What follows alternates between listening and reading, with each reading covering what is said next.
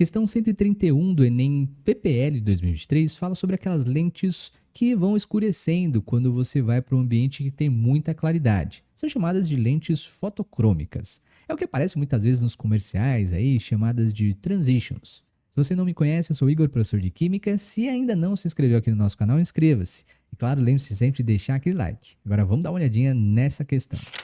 Ele diz que lentes fotocrômicas escurecem em ambientes externos com alta incidência de luz UVA, luz ultravioleta, né? Então você está no ambiente interno, vai para uma alta intensidade de luz, ele vai escurecendo. Uma vez na sombra, onde tem pouca iluminação, as lentes se tornam claras novamente, então vai aí ficando clarinho. Em lentes fotocrômicas de plástico são utilizados corantes orgânicos pertencentes à família dos indenonaftopiranos. Nome difícil de ser falado, hein? Quando o corante fotocrômico, que é a estrutura número 1, é exposto à alta incidência da radiação UVA, uma ligação química é quebrada.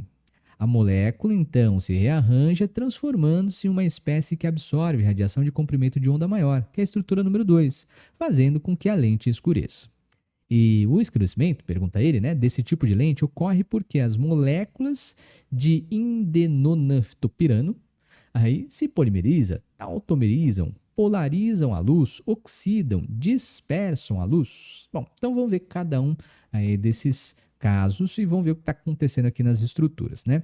Primeira coisa, ó, observe que esses anéis benzênicos, vou aqui tentar deixar eles mais claro possível. Ó, esses dois aqui, anéis benzênicos, eles continuam exatamente aqui, né? Então ele só deu uma rearranjada para confundir um pouco a nossa visualização também, né? Que mais? Essa outra parte, vou colocar aqui em azul, ó, essa outra parte aqui de baixo continuou sendo exatamente essa parte aqui de baixo. Só que, né, do anel benzênico e o outro anel. Só que anteriormente nós tínhamos, perceba, ó, uma dupla ligação aqui, né, com aí o simples ligação com oxigênio, e agora nós passamos a ter, ó, uma ligação simples e uma dupla com o oxigênio.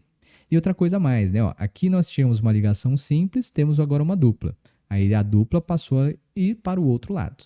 Então nós temos uma movimentação de duplas ligações. Mas o mais importante mesmo, né, é olhar para cá e verificar que você tem uma única ligação carbono com oxigênio, né? Vou destacar aqui em vermelho, ó, uma única ligação carbono com oxigênio, e aqui nós passamos a ter duas ligações carbono com oxigênio. E esse é o detalhe mais importante. Segura aí por enquanto. Porque ele fala assim, ó, será que essas moléculas da estrutura 1 para a estrutura 2 se polimerizam? Mas para polimerizar, a gente sabe que a gente precisa ter os monômeros. Então imagina que nós temos aqui, né, vários desses quadradinhos que são os nossos monômeros. E, sob condições adequadas, eles vão quebrar ligações e formar ligações, né? Então eles vão se ligar um em relação aos outros, ó, formando estruturas gigantescas que são chamadas de polímeros. E nós não estamos vendo isso, né? Nós não estamos vendo o processo de polimerização, e sim uma quebra de ligação, ó, tinha uma ligação aqui e a formação de uma outra ligação. Então esquece, não é uma polimerização. Ele colocou no item B a tautomerização. Tautomerizam pela reação do grupo enol. Só que na estrutura do composto nós não temos nenhum enol. Inicialmente nós temos aqui, ó, oxigênio entre átomos de carbono. Nós temos a função orgânica que é éter, né? Tá aqui. E logo ao outro lado, ó, você tem uma C com dupla O, que é uma cetona. Deixa eu melhorar aqui. Você tem uma cetona. Para que nós tenhamos um enol, você tem que ter um carbono que faça dupla ligação com o outro carbono e, num desses carbonos da dupla, a presença de uma hidroxila. E é verdade, quando você tem a estrutura de um enol, existe a possibilidade, por conta da sua instabilidade química, dele se tautomerizar, né? A tautomerização, turma, é a movimentação que nós temos da ligação do tipo π. Eu vou aqui caracterizar, ó, essa ligação como sendo a π. A π ela vai se movimentar lá para cima, formando aí uma carbonila, uma C com dupla O. Então nós vamos ter aqui C com dupla O. Enquanto esse hidrogênio, vou destacar de outra cor também, ó, esse hidrogênio ele vai passar aqui para o lado para completar o octeto do carbono, tudo bem? Então, esse é o processo que a gente conhece como sendo uma tautomeria cetoenólica ou aldenólica, tudo bem? Então, não é o caso aqui também. Nós passamos de um éter para uma cetona, não tínhamos grupo enol, então tá falso, item B. Na letra C, polarizam a luz, né?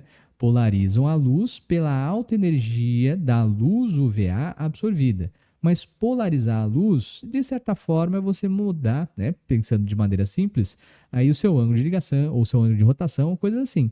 Então ele não polariza a luz, não é isso que a gente está vendo. Esquece. Na letra A, pula D, pula D.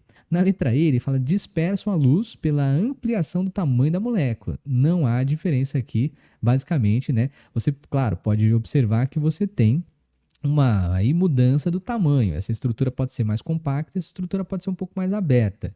Mas não é isso que está acontecendo, não há uma dispersão da luz. Ele fala para a gente que a estrutura 2 consegue absorver a radiação e não dispersar a luz. Então esquece. O que acontece mesmo é que você tem uma oxidação pela conversão do grupo éter em uma carbonila, que é a C com dupla O, carbonila de uma acetona. Aí sim. E uma coisa muito importante, viu, turma? Quando nós pensamos do ponto de vista da química orgânica, o aumento do número de ligações carbono-oxigênio, toda vez que você tiver um aumento do número de ligação, né, entre carbono e oxigênio, eu vou abreviar, ó, carbono, oxigênio, você tem um processo conhecido como sendo uma oxidação. E sabendo disso, você mata questões de redox da química orgânica de maneira muito fácil. Então, ó, para a direita, nós temos um processo de oxidação, que é o aumento da ligação. Tínhamos uma, passamos a ter duas. Ligação carbono com o oxigênio.